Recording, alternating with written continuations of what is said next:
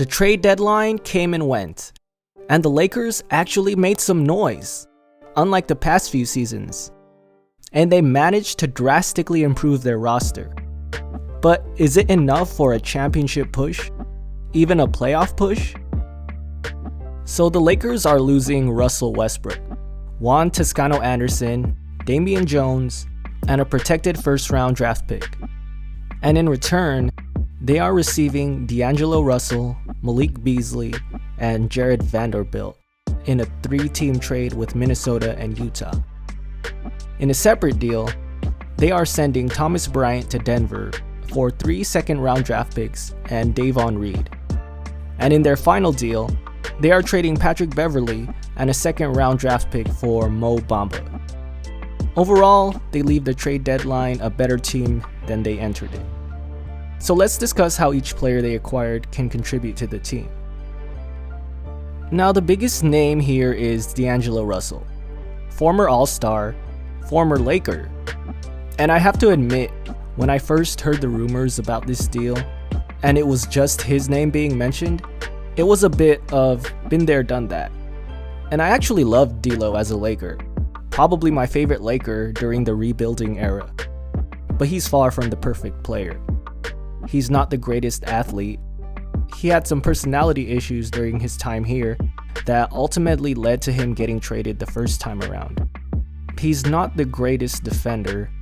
I would even go as far as to say that he's a bad defender. But he's at least a big guard. He's 6'5", so he can at least use his size to guard smaller players. But yeah, he's gonna get beat a lot on defense. And the Lakers' team defense has to be on point when he's on the floor. But offensively, I think he's the perfect fit. He's a good shooter and can space the floor. He's a good playmaker. Not as good as Russell Westbrook, but his overall game will improve the Lakers' offense. Plus, the Lakers still have Lebron, who can handle most of the playmaking duties. So he's definitely an upgrade from Westbrook. Now, despite D'Lo being the star and the best player in the deal, I was honestly more excited for these other guys, because they're exactly what the Lakers need, and they can be very reliable role players. Malik Beasley is an excellent shooter. This year he's shooting 36% from deep, but he's a career 38% three-point shooter. But not only does he shoot at a good percentage, he's a high volume shooter. He attempts about 8 threes a game and makes about 3 per game. He's currently 7th in most three-pointers made this season, so he won't hesitate to shoot, which is not something you could say for most of these other players on the Lakers roster. So the opposing defenses will definitely have to account for him behind the line. This will greatly improve the Lakers' spacing. Now, he's only 6'4", but he plays the wing positions, so I am absolutely terrified at how Darvin Ham is going to use him. He might put him in a 3, maybe even 4-guard lineup. Hopefully not, but at least he's not 6'1". Jared Vanderbilt is a very intriguing player. He's young, athletic. Offensively, he's more of a 4-5, and at 6'8", maybe a bit undersized. And he's not much of a three-point shooter. But defensively, he's very versatile. I think he can legitimately guard 1 through 5, at least in spurts. He's the ideal type of player you need if you want to switch everything. I think he can really take this Lakers defense to the next level.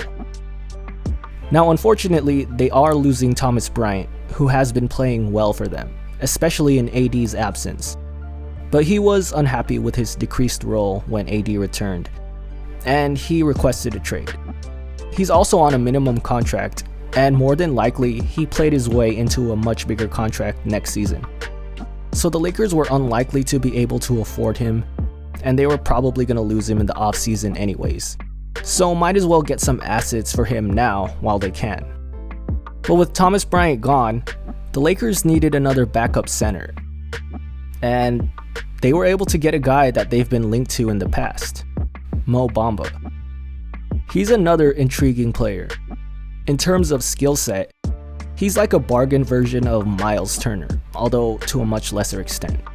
But he's got size, he's got length, he can block shots, and he can hit threes.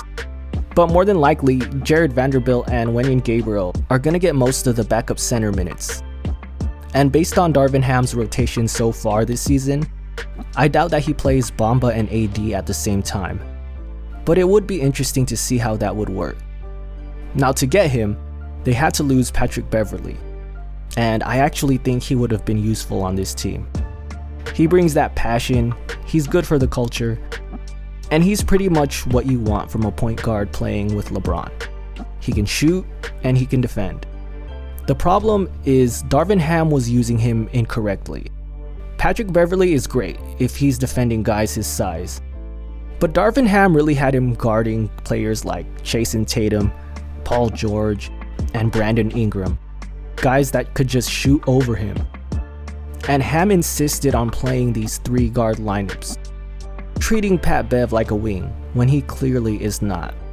And the results speak for themselves. Everyone could see that it wasn't working. And Rob Pelinka probably did this move to save Darvin Ham from himself. It's unfortunate that it had to come to this to stop these atrocious lineups. But here we are. And the Lakers were unlikely to re-sign Patrick Beverley in the offseason. So might as well trade him for somebody that could potentially be on the team next season. Financially, these are all smart moves for the Lakers. I believe all of these are expiring contracts. So if it doesn't work out, they just come off the books when the season ends. But these are all players that I think can be a part of the Lakers core for the next few years. And they only had to give up one first-round draft pick. And best of all, it's top 4 protected. It's a 2027 pick. So who knows how the Lakers will look at that time. If things go horribly wrong, and they end up in a position where they're drafting high, they get to keep the pick. So overall, this was a great trade deadline for the Lakers, especially considering how little they had to work with. They essentially addressed all their needs. They got shooting, they got size, they got some defensive versatility.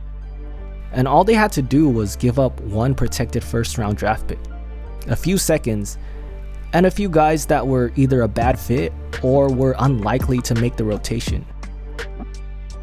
So now I'd just like to take this time to thank Russell Westbrook. Well, really all the guys that are leaving as well, but mostly Russell Westbrook. Oddly enough, he's been here the longest, and he's the biggest name.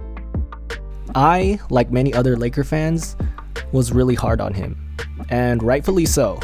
He wasn't producing anywhere near the level of his contract, and the experience as a Laker fan with him on the team was horrible. But you can't blame him for his contract. He would be an idiot to not sign that Supermax when it was offered to him. The blame has to go to Rob Pelinka for taking on that contract. But now that mistake has been corrected. So we're good now. We can just move on and just appreciate the things Russell Westbrook did do. Despite the negativity from the fans, the front office, probably even from his teammates, he remained professional. He showed up and always played his hardest. He was very durable. He played most of the games while he was here, and he always gave it his all. His last game as a Laker, the game LeBron became the all-time leading scorer, the game right before the trade deadline, he was the guy most likely to be traded. So if anyone had a reason to be checked out, it was him. But he went out there, played his hardest, and really was the best player for the Lakers that game, outside of LeBron. So again, I'd just like to thank Russell Westbrook for being a true professional. I wish him the best wherever he lands. I hope he gets to come off the bench and win the Sixth Man of the Year trophy to add to his accomplishments.